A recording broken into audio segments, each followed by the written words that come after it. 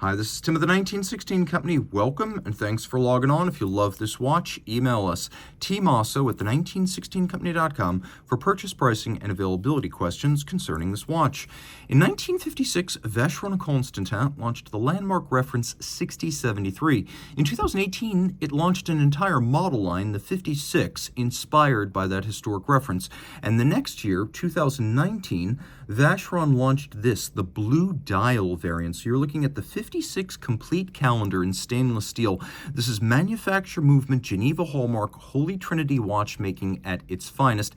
It may also be more practical than a standard dress watch and more versatile than an overseas. So 40 millimeters in diameter in steel. It's 12 millimeters thick from lug tip to lug tip, 48.2 millimeters. There's a 20 millimeter spacing between the lugs. We're going to throw it on my wrist, which is 16 centimeters in circumference. Get a good sense of the way this fits. I could recommend it for a wrist as small as 14 centimeters circumference. I'm pulling it kind of tight. My wrist is 16. Look down the barrel. You can see the lugs are nowhere near the edge of my wrist. Over the top, you ask for the shot and I give it to you, but I always qualify it by saying that this exaggerates the width of the watch. Now you can see in profile, being slim with a sloped flank, yes, it will slide underneath the dress cuff. Quick note, we use fake alligator straps when we are shipping watches between our international offices because of CITES treaties. So this is actually a hand-cut and sewn Jean Rousseau strap. They make the OEM straps for De Bethune, FP Journe, and many others.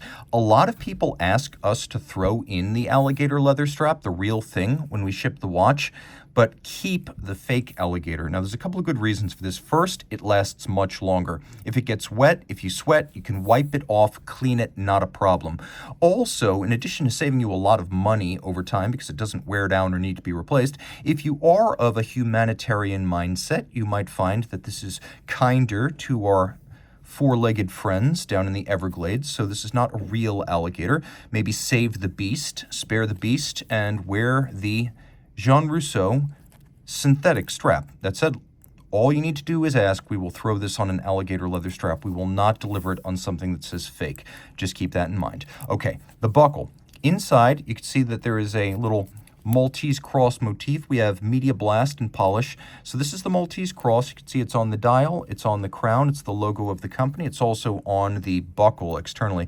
So this is a double folding clasp, which is a little bit kinder to a small wrist as it's less likely to pinch than a single fold.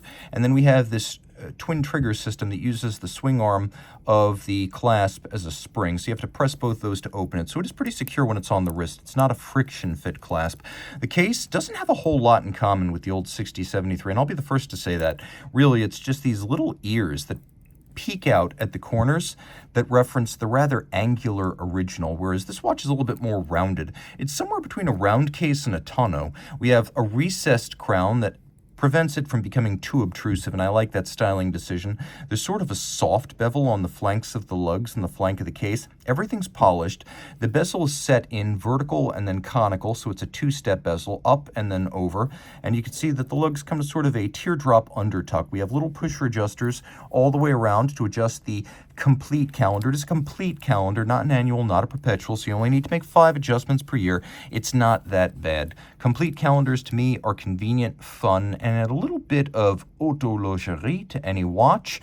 However, this one is the real deal, as it is a Geneva Hallmark timepiece, both movement and case. Actually, I'll talk about what that means in a moment. Take a look at the dial. So we've got a sort of azurage or concentric track that runs underneath the pointer date. You can see how there's sort of a series of concentric flutings. That's azurage. Now we also have a metallic sunburst, and you can see that the center dial and then the track for the hours are metallic blue with a sort of raised track, a piano key style, for reading the minutes and the seconds. We have the day, the date, the moon phase, and the month.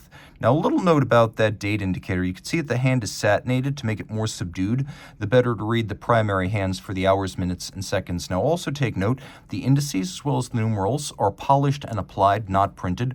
We have a little applied Maltese cross for the logo, and we'll take a quick look and get a sense of the lume. This watch does have a lot of lume. It's easy to see the time, making it a fairly sporty dress watch, especially given that it is steel. It has glass box style sapphire, which means it's got a lot of stack height and domed profile to make it look a little bit like a vintage plexi. The watch does include a hacking or stop seconds function. Then you turn it all over. And we have manufactured caliber 2460 QCL1. So it's based on the 2460, and it's an automatic winder with ceramic bearings for higher efficiency. Note the 22-karat rotor, better than 21, better than 18, and God help us, better than rose gold plated tungsten. 22-karat is a no-expense spared gold rotor. The movement is Geneva Hallmark, so it's met all of those August standards, but also you can see that the watch itself is Geneva Hallmark, as since about mid-2012, it has been a standard for the quality, materials, and finish of the whole watch.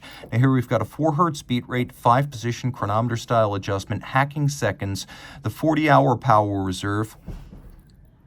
You can see it pivots on 27 joules.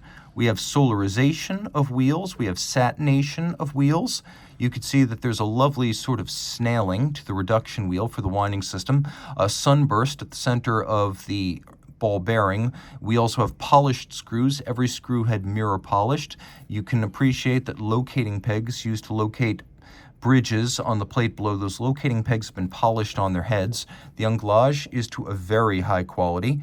And while it's true that the caliber 1326 in the basic 56 self-winding is not a Vacheron manufacturer movement or in-house, this is both a manufacturer movement and Geneva Hallmark. So the 1326 is a Cartier movement that is not Geneva Seal and not made by Vacheron. Don't be confused. This is a Vacheron movement and Geneva Seal. Now you can see several different sizes of pegwood engine turning. See how it's small and tight under the balance rim and then larger at the edge of the bridges? And then if you look, you can see all of the jewel sinks have also been mirror beveled internally. So it is a good looking movement, and all of this is 30 meters water resistant. If you love this watch, reach out to Team Mosso at the 1916company.com for purchase and pricing details.